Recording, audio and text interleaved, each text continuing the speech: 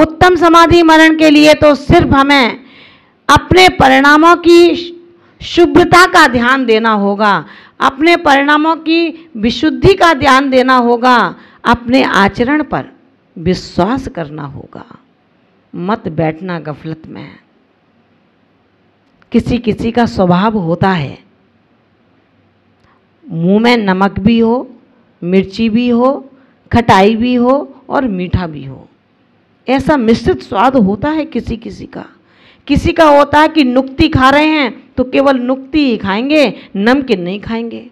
किसी का होता है नमकीन और मीठा दोनों मिला करके खाएंगे। आचार्य भगवंत कहते हैं, रे साधु, क्या तू भी अपना स्वाद मिश्रित रखेगा? अगर स्वाद मिश्रित रखेगा तो स्वभाव भी मिश्रित ही होगा, और मिश्रित स्वभाव तुझे तेरे महोत्सव तक नहीं ले जाएगा। एक ही स्वाद लेना होगा। हर किसी की बातों का आनंद लेने वाला कभी सल्लेखना के रथ पर नहीं चढ़ सकता। अपने स्वभाव को नहीं पहचान पाता, वो अपने घर के कचरे से तो दूर है, लेकिन दूसरे की पाटिये पर जाकर बैठता है, इसलिए उसकी धुलाई करता है।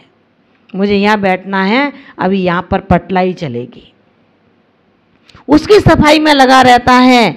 आचार्य प्रवर कहते हैं कि रे साधिका, तुमने अपने मन की सफाई करने का जो संकल्प लिया है, घर के सारे संसाधन सुख छोड़ दिए, अब यहाँ पर भी इसी में लग गई। घर में भी यही कहानी थी, परिवार वालों की यहाँ सुन ली। मंदिर जाते थे ना, मंदिर में पूजा करी, एक लाइन पढ़ी, जहाँ बात सुनाई दी रुक गए, उसकी बात सुन ली।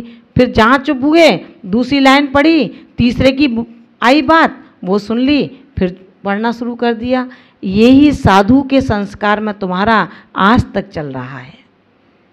क्या ये संस्कार आपके भीतरी कुसंस्कार के आवरणों को हटा पाएगा? मात्र पीछी कमंडल कल्याण नहीं करेगा। ध्यान रखना, पीछी कमंडल के साथ साथ आपको लक्ष्य बनाना होगा कि एक ग्रंथ को मैं आद्योपांत पढ़ूं, सुबह से लेकर शाम तक स्वाध्याय करूं। कौन से ग्रंथों की? आप मूलाचार पढ़िए, आप भगवती आराधना पढ़िए, समाधि शतक पढ़िए, जिसमें ये पता लगे कि समाधि की ओर बढ़ने के लिए मुझे किन किन शस्त्रों की आवश्यकता है। तलवार बर्छी नहीं चाहिए, यहाँ 10 धर्म रूपी शस्त्रों के अवलंबन लेना होगा। यहाँ संयम का कवच पहन करके 12 अनुपेक्षाओं की ढाल का अवलंबन लेना होगा। अगर 12 अनुपेक्षा आपके पास में है तो ध्यान रखना, किसी प्रकार के व्यसन, किसी प्रकार के दोष तुम्हारे परिणामों का वेदन, छेदन, भेदन नहीं कर सकते हैं। और यदि संयम का कवच नहीं पहना, केवल संयम का ये कागज पहन रखा है, तो कागज में ताकत नहीं है। वो झंझावात वायु को झेल पाए, वो तो तोड़ देगी, मोड़ देगी, मोटे मोटे छेद कर देगी। कवच में ही ताकत है जो तुम्हारे को, तुम्हारी परिणामों को, तुम्हारे शरीर की रक्षा कर सकता है। लेकिन कागज में ताकत नहीं है कि कागज ओढ़ लिया और कह दिया आओ अब मुझसे कौन युद्ध करना चाहता है। उस कागज में तो हवा को झेलने की ताकत नहीं है, तो बर्छी, तलवार,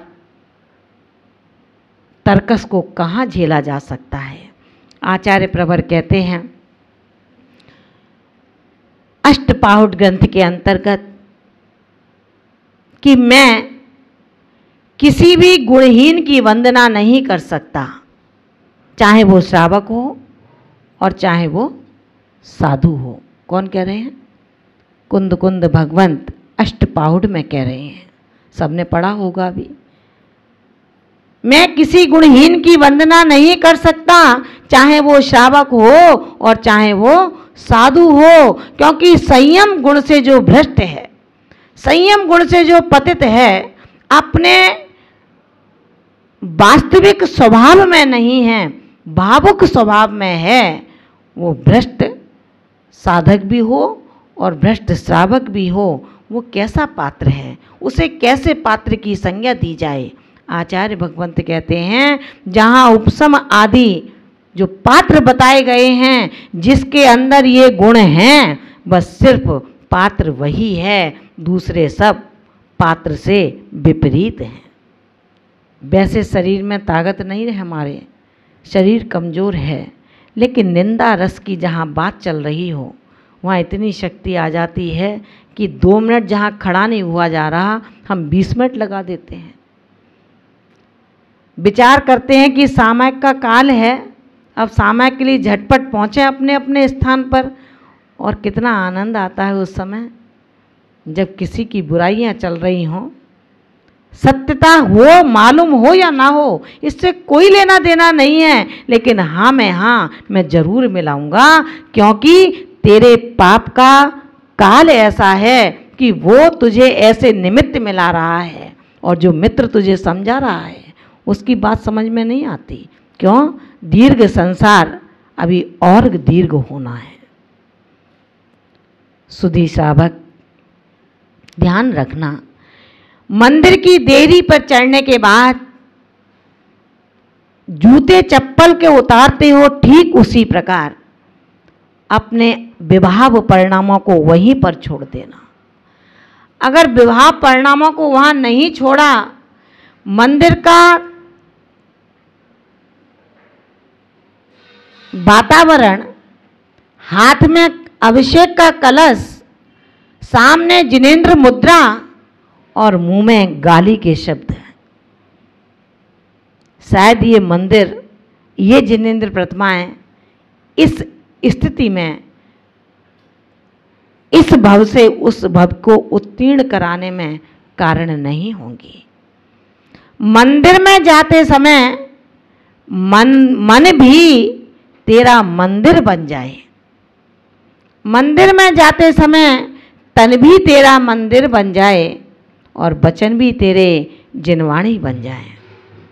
ध्यान रखना महान भावों, कितना समझाते हैं आचार्य भगवान, कितना पढ़ाते हैं, लेकिन हम बिल्कुल नहीं पढ़ पाते, वरन पढ़ जाते हैं। पढ़ नहीं पाते, पढ़ जाते हैं। पढ़ जाएगा तो सन जाएगा, और पढ़ जाएगा तो तर जाएगा। जो पढ़ता है, गिरता है, वो सन जाता है, और जो पढ़ता है, अध्ययन करता है, वो तर जाता है। तुझे अपने आत्मा के उन परिणामों का भी खूब शोधन करना है। अंतरंग बहिरंग रागादि को त्याग करने का जब उपशम उपाय ढूंढेगा, तो तभी ढूंढेगा जब तेरा मन भयभीत होगा पापों से। अभी पापों से भयभीत नहीं है मन, अभी तो मैं डराने का काम करता हूं उस बिजुका की तरह। जब एक राहगीर सड़कों से गुजर रहा था, उस बिजुका को खेत के खुले मैदान में देखा, तो उस राहगीर ने कहा कि अरे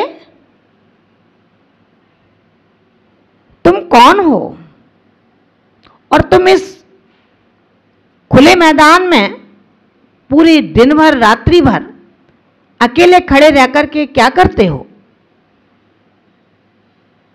उस राहगीर ने मालूम है क्या कहा? उस राहगीर ने कहा, राहगीर से कहा उस बिजुका ने, तुम कौन हो, तुम्हारा काम क्या है? उस राहगीर ने कहा, मेरा काम लोगों को डराने का है, लोगों को भ्रमित करने का है। बिजुका बोला, अरे तुम भी डराने का काम करते हो, लोगों को भ्रमित करने का काम करते हो, गिराने का काम करते हो, मैं भी वही करता हूँ। मैं भी लोगों को डरा देता हूं, लोगों को भ्रम में डाल देता हूं और भगा देता हूं। उस राहगीर ने कहा, अच्छा तो बिजू का कहता है, इसका मतलब ये हुआ हम और तुम दोनों भाई भाई हैं। उस राहगीर ने कहा कि रे चल, घास फूस का पुतला और मेरा भाई बनना चाहता है। उस घास फूस के पुतले ने कहा कि रे इंसान, तुम कैसे हो? तुम डराने का काम करते हो, मैं भी डराने का काम करता हूं। तुम लोगों को भ्रमित करते हो, मैं भी लोगों को भ्रम में डाल देता हूं। तुम लोगों को गिरा देते हो, मैं लोगों को भगा देता हूं। हम में तुम में अंतर क्या है? तुम इंसान के रूप में लोगों को डराते हो और मैं बिजुका के रूप में लोगों को डराता हूं। अंतर इतना है, तुम चेतन हो और मैं अचेतन हूं। उस राहगीर ने कहा, नहीं नहीं, हमारी और आपकी दोस्ती नहीं हो सकती, हम और आप भाई भाई नहीं हो सकते, मैं इंसान हूं। उस बिजुका ने कहा, मैंने सुना है इंसान तो भगवान का अवतरण होता है, इंसान तो भगवान का रूप होता है, लेकिन भगवान कभी किसी प्राणी को डराते नहीं हैं, किसी प्राणी को गिराते नहीं हैं। तुम कैसे डराते हो, क्या बता सकते हो? बोले, हाँ बता सकता हूँ। मैं अपने मालिक का काम करता हूँ, उनको पैसा ला के देता हूँ, जितने जिंदा जानवर होते हैं उनको मौत के घाट उतार देता हूँ। बिजुका कहता है कि मैं भी लोगों को डरा करके अपने मालिक की खेत की रक्षा कर देता हूँ। सचमुच अपन दोनों भाई भाई हैं, हमसे दोस्ती कर लो। राहगीर तैयार नहीं होता कि एक इंसान इस बिजुके से चेतन से अचेतन का क्या नाता। पता है उस बिजुके ने क्या कहा? उसने कहा कि रे इंसान, ध्यान रखना, जिसके हृदय के अंदर करुणा की, दया की स्पंदन ही ना हो, वो क्या दिल धड़कता है? वो दिल तो चाबी का खिलौना है, जिसमें चाबी भर दो उस तरह धड़कता रहता है। जिसने जैन धर्म की जय का कभी विचार ही ना किया हो, भगवान महावीर के शासन की अवहेलना का विचार ही ना किया हो, कैसी साधिका, कैसा साधक, कैसी साधना। तुम्हारी साधना से तुम दो लोगों को साधक ना बना पाए, दो लोगों को आप अव्रति से व्रति ना बना पाए। कैसी है आपकी साधना और कैसा है आपका साधन? आचार्य भगवंत कहते हैं, जब तुम्हारी चर्या अच्छी होगी तभी कोई दूसरा उस चर्या से जुड़ने के लिए आएगा। जब तुम्हारी चर्या निंदा करने की है, बुराई करने की है, गुरु का अपमान करने की है, जैन धर्म की विराधना की है, तो वो तो ये कहेगा मैं पाप करूं, इससे तो अच्छा ये है ऐसे ही सेवा करता रहूं। कोई तो ऐसा आएगा जो मुझे कल्याण का मार्ग देगा। सब एक से थोड़ी होते हैं।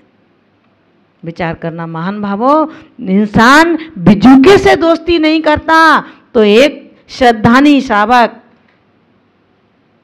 केवल भेषधारी से दोस्ती कैसे कर सकता है? ध्यान रख लेना, केवल वेशधारी कल्याण नहीं कर सकता। केवल वेशधारी तुम्हारे ज्ञान के अज्ञान के पर्दे को नहीं हटा सकता। जो वेश के साथ साथ उसके आचरण में ढला हुआ है। आचार्य भगवंत कहते हैं कि जो निर्धन को भी धनपति अपना जैसा बना ले तो धनपति का कुछ मायने है। गुरु अपने शिष्यों को अपना जैसा बना लें तब गुरु का कुछ मायना है। मित्र अपने मित्र को अपना जैसा बना लेता है तब उसका कोई मायना है। वो मित्रता कैसी जो तेरी बात ही ना सुने। या तो तुम उसके रंग में ढल जाओ या उसको अपने रंग में ढाल लो। सच्ची मित्रता वह होती है। अपने मित्रता का हाथ जब हम बढ़ाएं तो इतने मजबूत होकर के बढ़ाएं, मित्रता टूट सकती है लेकिन सिद्धांत नहीं टूट सकता। मित्र अलग हो सकता है, लेकिन गुरु की शिक्षाएं अलग नहीं हो सकती। मैत्री का हाथ वो मैत्री का नहीं है, वो तो एक केवल ढोंग है। जब तक तुम्हारी कदर है।